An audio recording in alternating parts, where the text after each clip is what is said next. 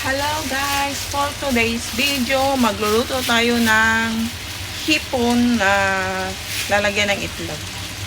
Shrimp with egg sa English. Okay guys, see you later!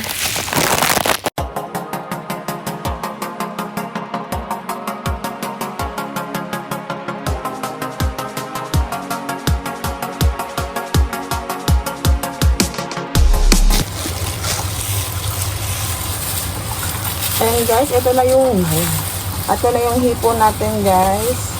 Babalatan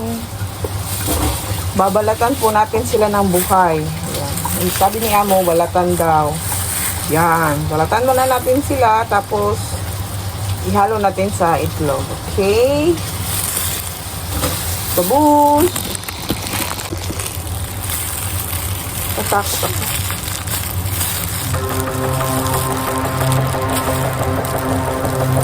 Gumagalaw! Gunggong! Barinig kita sa mukha eh! Guys, ang tigas nilang balatan. Guys, natatakot ako. Pero sabi kasi ni Amo, balatan daw ng ganyan lang. Huwag daw yan. Shit! Natatakot man ako guys. Gumagalaw yung mga naaawa ako ba na parang umiiyak sila pag binalatan. Ano ba yan? Hindi ako ng ganito.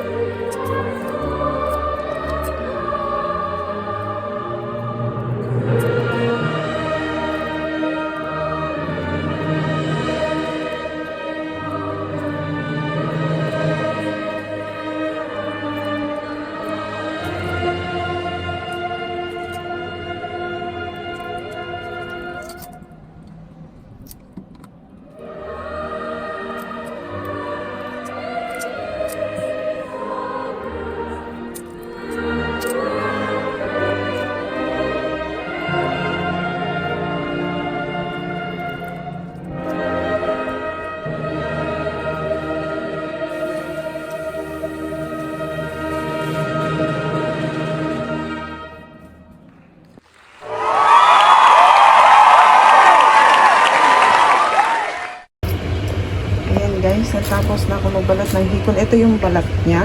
At ito yung laman niya. Ito, lagyan natin ng eggs mamaya. 8 pieces ng eggs.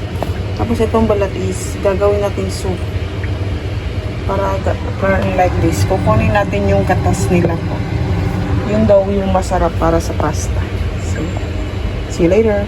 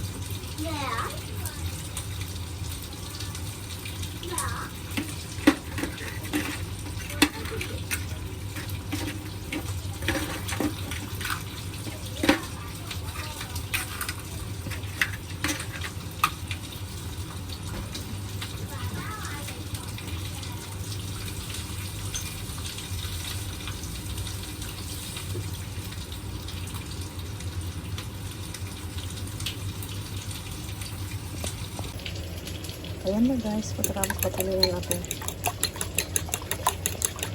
Ito yung ihahalo natin dun sa shrimp.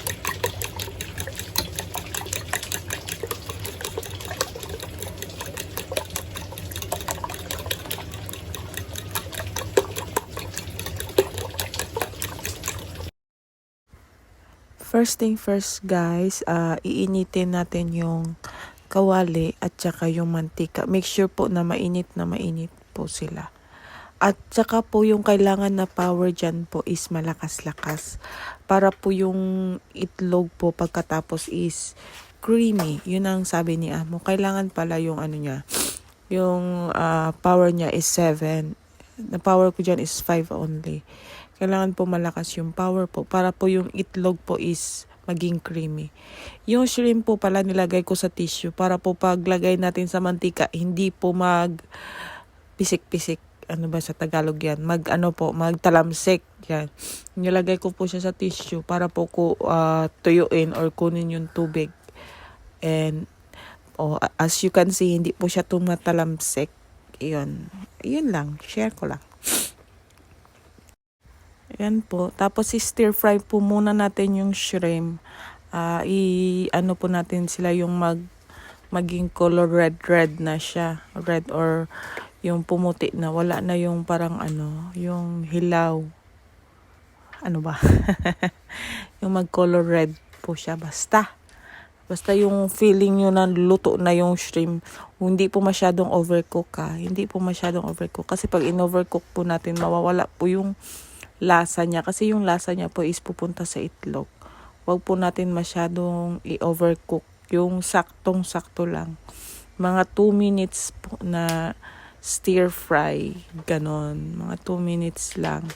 And after that, ihahalo na po natin yung itlog. Basta po nakita nyo na yung shrimp, lahat po ng shrimp is okay na, luto na po. And then, put the eggs na po. Ihalo lang natin yung eggs. At saka po, pag nalagay na yung eggs, hindi po natin sila titigilan na sugkayin. May sugkayin. Dito na naman tayo sa mga Tagalog na nahihirapan. Basta guys, yung sugkayin guys. Sugkayin, huwag natin tigilan na sugkayin. Yan, halo-haluin. Ayan. Pag nakalagay na yung eggs, hindi na, wag po nating, non-stop sugkay po kailangan. Pag andyan na yung eggs. Kasi po pag hindi po natin sinugkay ng sinugkay, mamumuo po yung itlog. Yung magbubuo-buo. Mas maganda po kasi yung itlog is creamy. Yung hiwa-hiwalay ba? Kasi pag inono po natin, magbuo-buo po sila, magiging torta. Ayan, as you can see, yan, susugkay-sugkayin lang po natin. Magtitigil na po tayo once po na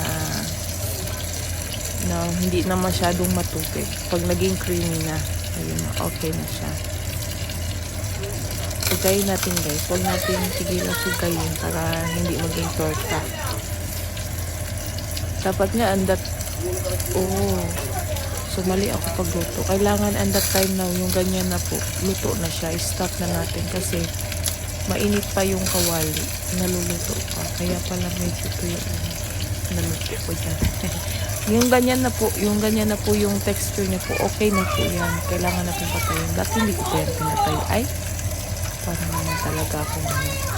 Kailangan po pala siya yung ganyan na po. Patay na siya. Patay na yung kalan. Hindi po yung nagluluto.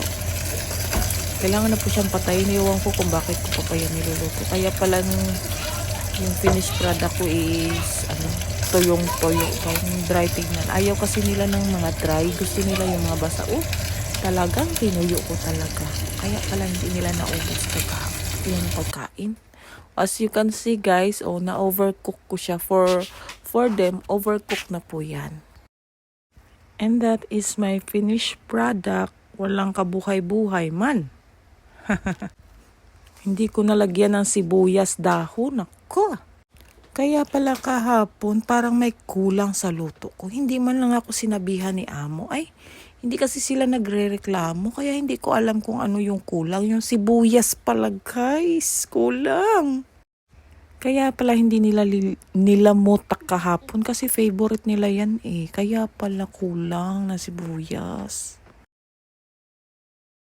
Hello guys, for today po, failed yung luto natin. Kinulang tayo ng sibuyas. So, it's okay. Hindi kasi sila nagrereklamo eh. So, that's all for today's videos guys.